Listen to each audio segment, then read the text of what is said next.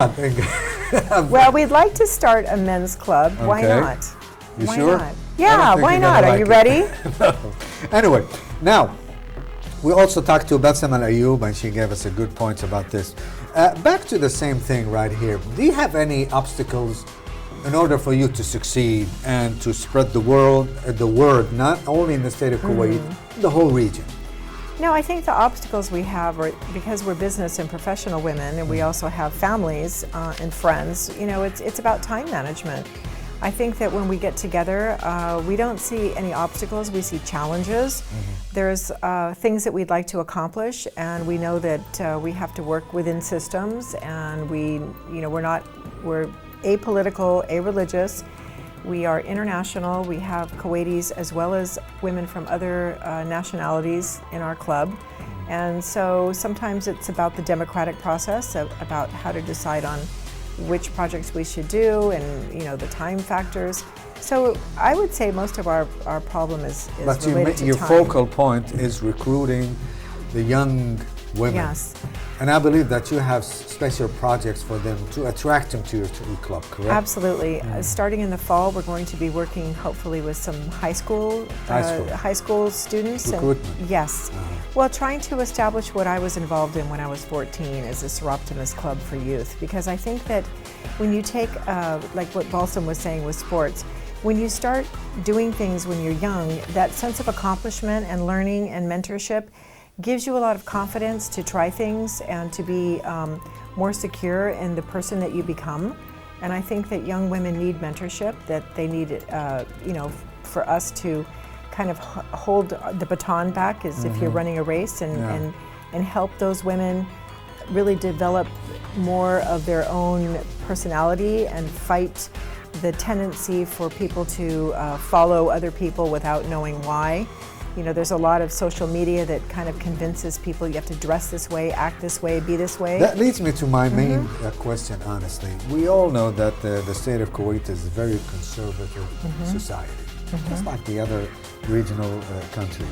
And I believe that people may not accept the idea that women should go to club and participate and get engaged and involved with other men, like their counterpart or something like that.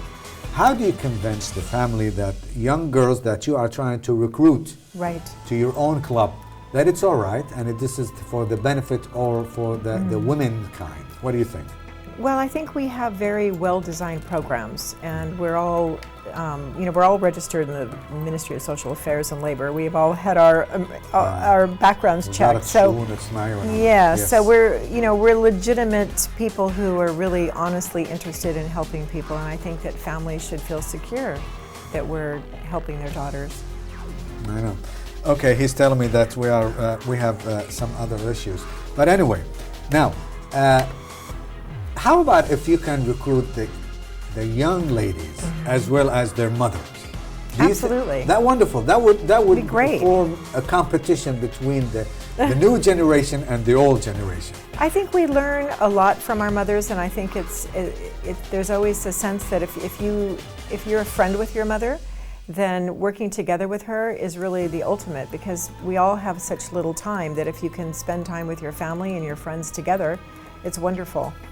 But it's a chance to meet new people and get new ideas, and it's also a chance to branch out and have diversity in your life as well.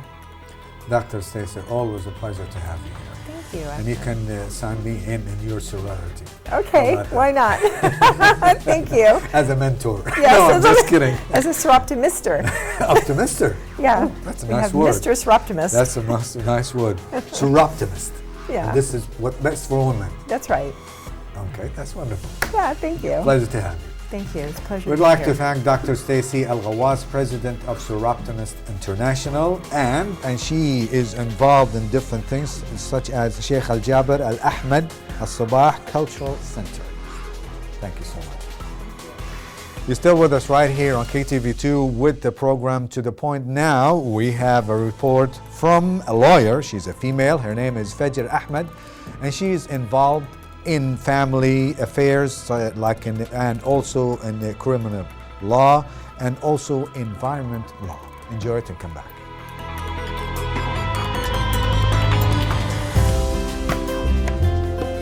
Welcome back to the Point. When every man lives without law, every man lives without freedom. I'm here today with the lawyer Fajr Ahmed. Hello and welcome to our show, Fajr. Thank you for having me here. It's always a pleasure to have you here on the show. Can you tell us how many years you've been a lawyer and the work experience that you've gained throughout the years? Sure. I've been a lawyer for a little bit less than 5 years now, and I've gained experience mostly in the commercial and employment field of it. Very interesting. What do you specialize in as a lawyer? Like I just said, I've gained experience in commercial and employment law, but I've also, because I speak English very well, I've also gained a lot of experience dealing with expats in Kuwait. That's awesome. Can you tell us more about the fact that you started your own law firm? Yeah, sure. I started this law firm a few months ago, and the idea of the firm is to have a firm where law is that makes law simple and accessible to the general public. So our main goal is not to just take cases and win these cases, of course we want that, but also to make sure that everyone understands what we're doing. So that's why we write a lot in newspapers and magazines, and we do a lot of pro bono work as well.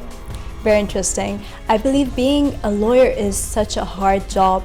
Can you tell us more about the challenges you may tend to face and how do you overcome them? Yeah, I do agree with you. It could be very challenging, but because I love what I do, it's also very rewarding for me. So one of my biggest challenges as a lawyer is that sometimes it can be very negative. So people come to you with, always with a problem. So it could be, you want to be positive throughout your day, so you don't want to deal with negativity. So that's one of the first things I dealt with. And then the second thing, or the second most difficult thing for me, was that, especially since my clients are expats, they didn't understand how the legal system in Kuwait works, because it's very different than the States. Even the way we do business is very different.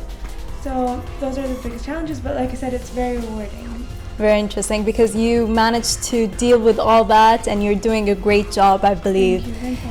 Can you tell us more about the major cases and maybe an example of how you'd overcome a major case? Sure. So I can give you one of the biggest cases that I've had very recently. It had 25 employees and they were going against their employer.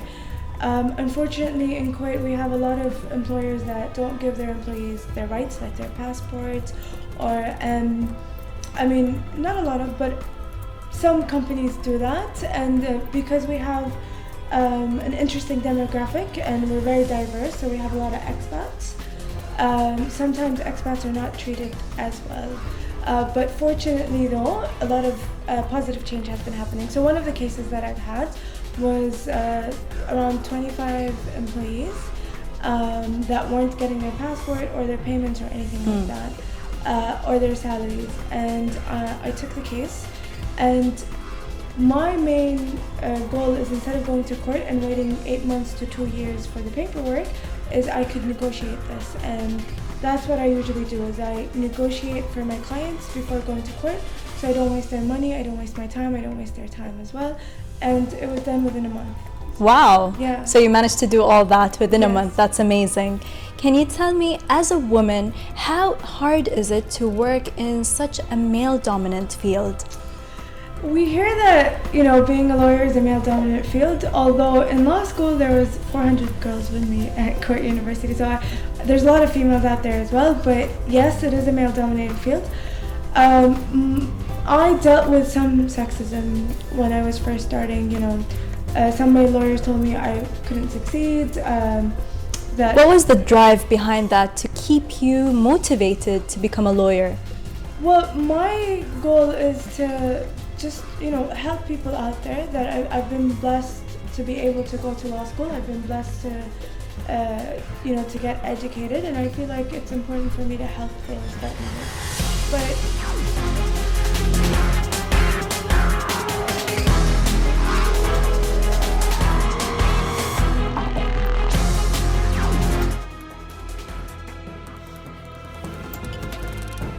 Back where we started, we are still talking about women, and they represent half of the society, not in the state of Kuwait and all over the world.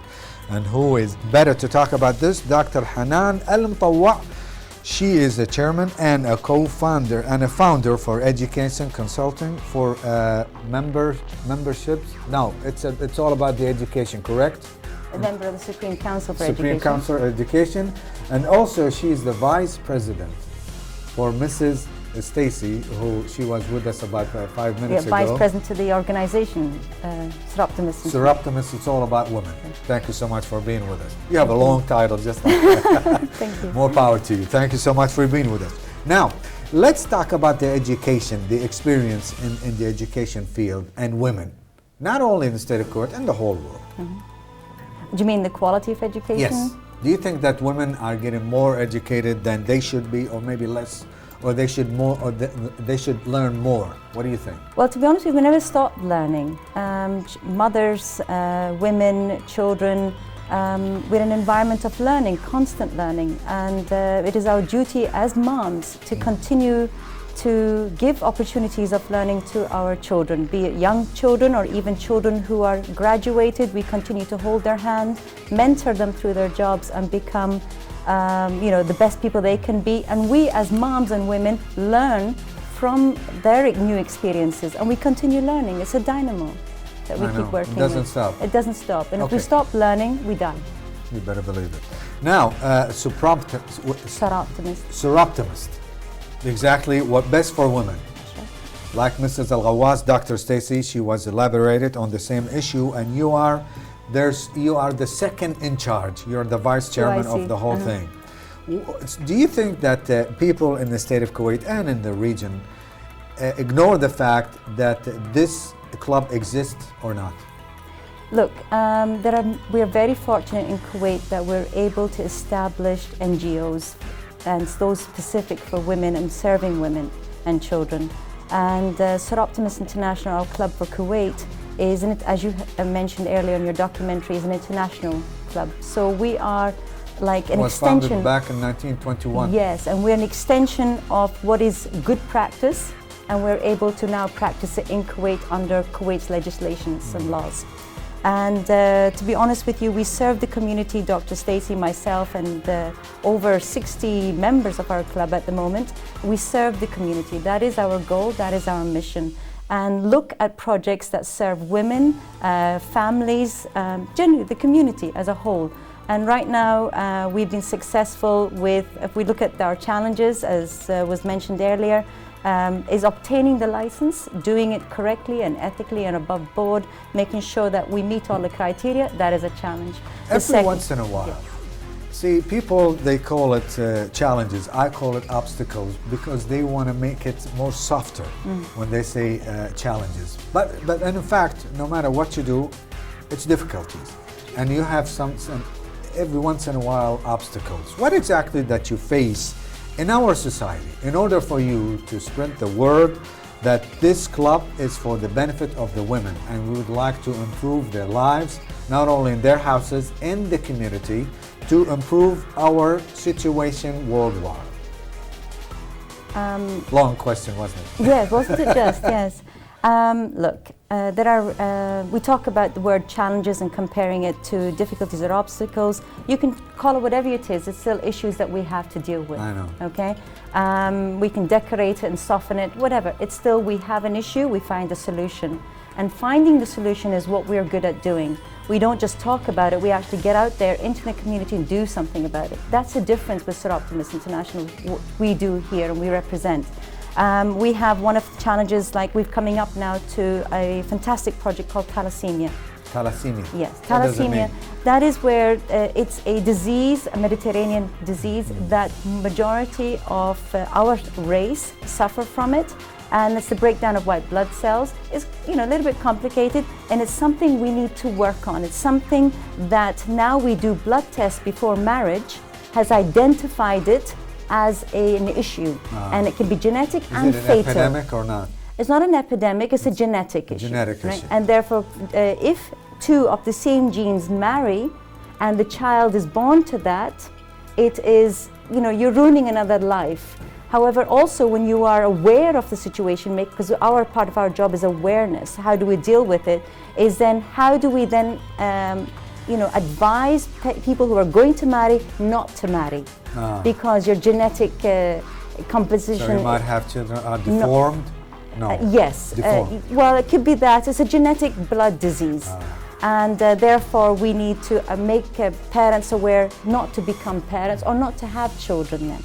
But unfortunately, we're dealing with a culture change, and that is our role, bring awareness to it. We can't say no, but we bring awareness to it. Since you brought up marriages, women tend to get married, have babies, have houses, and have also their own families. In the same time, they want to work. They want to be independent. They want to have their own salary. They want to have their own decisions. Do you think that they can balance and they can, coincide or probably equilibrium between two lives, like your private life at your own house and also in the field? Do you think they can do a good job or not? Oh, absolutely. We're talking about Kuwait or in general? Well, it's up to you. Okay. Whatever. You pick it and we will discuss it. If we're looking at in general in the world, a woman knows how to balance. We're actually very good jugglers. No. We're able to do multiple tasks at the same time. If we look at it in Kuwait, it's a little bit even easier for the Kuwaitan. Because we have nannies, something yes, like that? We do have people support systems working from our home. We have the privilege of having grandparents because we marry young. Yes, so and they live in the same house with their own fathers and mothers. So we have that nucleus families, our extended families, and mums and dads, grandparents, everybody's involved in the life who wanted to help, the young families grow. But if you look outside of that, we have families, yes. I mean, I have lived in the UK doing my higher education, and I had to not only balance my home life, but actually going home, doing the cooking, doing the cleaning the bathrooms, to being a mom, a wife, and serve that community. The balance is a bit more tough to try and find, but when you know your passion, you know what you want to do, you actually find the time. Here we have the time, but how moms spend it and how they balance it with being a professional woman is a little bit simpler, let's be honest. But do we give 100%? The word is we should give 100%. We shouldn't have any excuses or give excuses to say why we're not serving our country better, why we're not serving our marriage lives better, why we're not serving our children better. We shouldn't have these excuses in Kuwait. We shouldn't? No. Okay, hold this thought, because I have a phone call from Dima Sadiq, and she knows all there is to know about women, how to compete with women and also with men at the same time. And she is in the field, in the media, and she went all over the world, and also she was embedded with soldier. Thank you so much for being with us. Good evening. Good evening. Just one correction, it's Kian. Kian? Not Dima. Okay, thank you so much. But still, it's a beautiful name. Dima and Kian, all the same. Kian. Thank you. Thank you so much. I believe that you are still working, or you used to work with CNN, correct? I'm not still working with CNN. Okay. I was working with CNN. I worked for 15 years, with U.S. News Network, CNN and NBC News. That was wonderful. Predominant part of my career, I was based out of Baghdad. One main subject I would love to focus, like you mentioned, you work with the best network in the world, CNN, and also you were involved with lots of men all over the world, especially in the field with them in wars, correct? And tell me, how did you meet the challenges and what exactly you were doing with them? A lot of times I was the only woman with huge teams of men, but not all the time. There were many other brave women out there with us, let's say. I covered war zones, so I was a news producer and a correspondent, and I was working in very difficult situations and battlefields, and I can't just even describe, just covering the daily death and destruction, trying to get to places which were nearly impossible to get to. It was a daily struggle. It was very hard